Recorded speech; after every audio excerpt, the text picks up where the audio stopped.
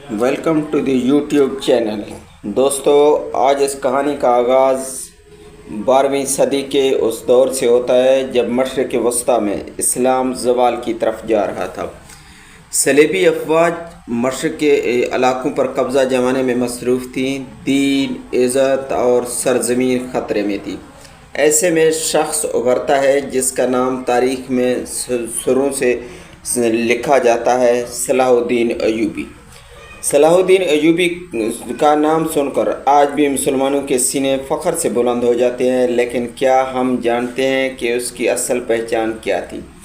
کیا وہ صرف ایک تلوار کا ماہر تھا، یا اس کی کہانی ہمت، دین سے محبت اور عدل کی وہ روشن قندیل تھی جس نے صدیوں تک دنیا کو روشن کیے رکھا؟ دوستو، صلاح الدین ایوبی، جن کا پورا نام یوسف بن ایوب تھا، 1137 میں تکریت کے مقام پر پیدا ہوئے۔ ان کے والد کا نام نجم الدین ایوب تھا۔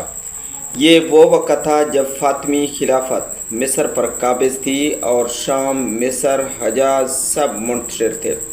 صلاح الدین ایوبی کی پرورش ایک اسلامی ماحول میں ہوئی۔ ان کے چچا اسد الدین شیرکوہ ایک ماہر سپہ سالار تھے اور انہوں نے صلاح الدین ایوبی کو جنگی فنون میں مہارت دلائی، لیکن ان کی شخصیت صرف میدان جنگ کے غازی کی نہیں تھی، بلکہ وہ دل سے عاشق رسول صلی اللہ علیہ وسلم، نہایت نرم خو، عادل اور اللہ کا سچا بندہ تھا۔ جب نور الدین زنگی نے مصر پر فتح کے لیے لشکر روانہ کیا تو اس میں شیرکوہ اور صلاح الدین بھی شامل تھے۔ کئی لڑائیوں کے بعد مصر فتح ہوا اور صلاح الدین کو وزارت سونپی گئی۔ فاطمی خلافت کا خاتمہ ہوا اور اب خلافت عباسیہ کے نام کا خطبہ پڑھا جانے لگا۔ یہی سے صلاح الدین ایوبی کے اصل سفر کا آغاز ہوا۔ جب نور الدین زنگی کا انتقال ہوا تو دنیا میں ایک بڑا خلا پیدا ہو گیا۔ اس وقت بہت سے چھوٹے چھوٹے امیر اور بادشاہ اپنی اپنی ریاستوں کے لیے لڑنے لگے، مگر صلاح الدین کا مقصد مختلف تھا۔ وہ امت کی وحدت اور بیت المقدس کی آزادی چاہتا تھا۔ صلاح الدین ایوبی نے مصر کو مستحکم کیا، سیاسی اور انتظامی اصلاحات نافذ کیں، علماء و فقہ کو عزت دی اور رعایا کے دل جیت لیے۔ وہ راتوں کو اٹھ کر عبادت کرتا اور دن کو لوگوں کے درمیان عدل بانٹتا۔ پھر اس نے شام کا رخ کیا اور مختلف ریاستوں کو متحد کرنے کا آغاز کیا۔ بعض جگہ لڑائیاں ہوئیں، بعض جگہ صلح، مگر ایک ایک کر کے تمام علاقے اس کے زیر نگیں آتے گئے۔ آخر کار وہ وقت آیا جب دشمنوں کی نظریں ایک بار پھر بیت المقدس پر جمی ہوئی تھی اور مسلمانوں کے دل امید سے بھرے ہوئے تھے۔ صلاح الدین ایوبی کو خبر ملی کہ صلیبیوں نے مسجد اقصی کو ناپاک کر دیا ہے، وہاں گھوڑے باندھے جا رہے ہیں اور ناپاکی پھیلائی جا رہی ہے۔ یہ سن کر اس کا دل تڑپ اٹھا۔ اس نے فرمایا، یہ وہ مقام ہے جہاں انبیاء نے سجدہ کیا، آج یہ ظلم و ستم کا گہوارہ بن چکا ہے۔ اگر ہم نے اسے آزاد نہ کیا تو تاریخ ہمیں معاف نہیں کرے گی۔ یہ قول تھیں یعنی صلاح الدین ایوبی کے۔ پھر ایک عظیم جنگ کی تیاری شروع ہوئی۔ یہ جنگ صرف زمین کی نہیں تھی بلکہ ایمان، غیرت اور عدل کی جنگ تھی۔ تاریخ نے اس کا نام رکھا جنگ حزین۔ 4 جولائی 1187 کا دن وہ دن تھا جب دو دنیاؤں کا تصادم ہونے والا تھا۔ ایک طرف صلیبی لشکر تھا، غرور میں ڈوبا ہوا، طاقت کے نشے میں چور۔ دوسری طرف صلاح الدین کا لشکر تھا، ایمان سے لبریز، اللہ پر توکل کرنے والا اور بیت المقدس کی آزادی کا خواب آنکھوں میں سجائے۔ جنگ حزین میں صلاح الدین نے نہایت حکمت اور تدبر سے دشمن کو میدان میں لایا۔ اس نے پانی کے ذرائع بند کر دیے اور صلیبی لشکر کو سخت گرمی میں بے یار و مددگار کر دیا۔ جب دشمن تھک ہار کر نڈھال ہو گیا تب اسلامی لشکر نے فیصلہ کن حملہ کیا۔ یہ جنگ ایک عظیم فتح میں تبدیل ہو گئی۔ صلیبیوں کے بڑے بڑے سردار ڈھیر ہو گئے اور گرفتار بھی ہوئے، جن میں رینالڈ آف شیلون بھی شامل تھا، وہی ظالم جو قافلوں کو لوٹتا اور مسلمانوں کو قتل کرتا تھا۔ صلاح الدین نے اسے خود قتل کیا مگر باقی قیدیوں کے ساتھ عدل اور رحم سے پیش آیا۔ اب بیت المقدس دروازے پر تھا۔ صلاح الدین نے وہاں بھی حملے کے بجائے پہلے صلح کی پیشکش کی مگر جب وہ قبول نہ ہوئی تو محاصرہ کر لیا۔ 88 برس بعد 2 اکتوبر 1187 کو بیت المقدس آزاد ہو گیا۔ یہ نہ خون بہا نہ ظلم ہوا۔ عیسائی عورتوں، بچوں اور بوڑھوں کو امان دی گئی۔ انہیں رہنے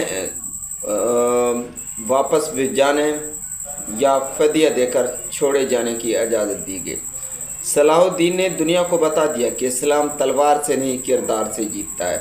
بیت المقدس کی فتح کے بعد دنیا بھر میں صلاح الدین کا چرچا ہونے لگا۔ امت مسلمہ کو اس پر فخر ہونے لگا اور غیر مسلم بھی اس کے عدل، رحم اور اخلاق سے متاثر ہوئے۔ مغربی مورخین نے اسے عادل، دشمن، شرافت کی نشانی اور مثالی حکمران جیسے القابات دیے۔ صلاح الدین نے مسجد اقصی کی صفائی اور نئی تعمیر کا حکم دیا۔ منیر اقصی، ممبر اقصی جو نور الدین زنگی نے برسوں پہلے تیار کروایا تھا، اب اپنے مقام پر نصب ہوا۔ یہ وہ لمحہ تھا جب امت نے اپنا کھویا ہوا وقار دوبارہ حاصل کیا۔ لیکن صلاح الدین صرف ایک فاتح نہ تھا، وہ ایک باپ، شوہر، دانا حکمران اور عاجز بندہ تھا۔ اس کی زندگی سادگی سے بھرپور تھی۔ وہ شاہانہ لباس سے دور نرم کپڑے پہنتا، سادہ کھانا کھاتا، بیماروں کی خدمت کرتا۔ اس کے خیمے میں قرآن کی تلاوت کی آواز گونجتی اور اس کے دل میں امت کی فکر بسی ہوتی۔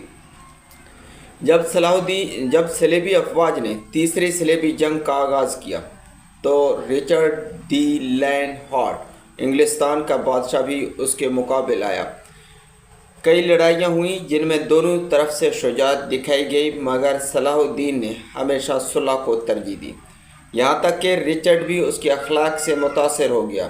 آخرکار دونوں کے درمیان ایک معاہدہ طے پایا جس کے تحت بیت المقدس مسلمانوں کے پاس رہا۔ عیسائیوں کو حج زیارت کی اجازت دی گئی۔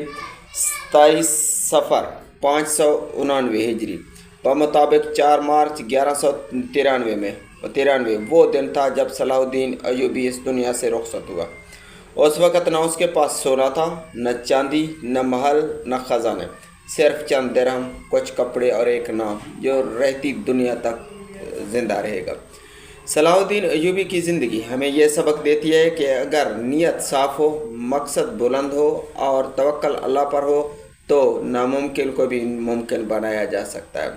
اس نے ہمیں بتایا کہ جنگ صرف تلوار سے نہیں جیتی جاتی بلکہ کردار، عدل، اخلاق اور رحم سے بھی دنیا کے دل جیتے جا سکتے ہیں۔ اس نے اپنی پوری زندگی امت کے اتحاد، بیت المقدس کی آزادی اور عدل و رحم کے قیام کے لیے وقف کر دی۔ وہ فخر تھا اس قوم کا جو لا الہ الا اللہ کا نعرہ بلند کرتی ہے، اور اس نے ثابت کیا کہ جب ایمان جاگتا ہے اور تو تاریخ کا رخ بدلتا ہے۔ آج جب ہم بیت المقدس کی اذیت ناک حالت دیکھتے ہیں، جب امت بکھری ہوئی ہے اور دشمن متحد، تو ہمیں صلاح الدین کی زندگی کی طرف پلٹنا ہوگا۔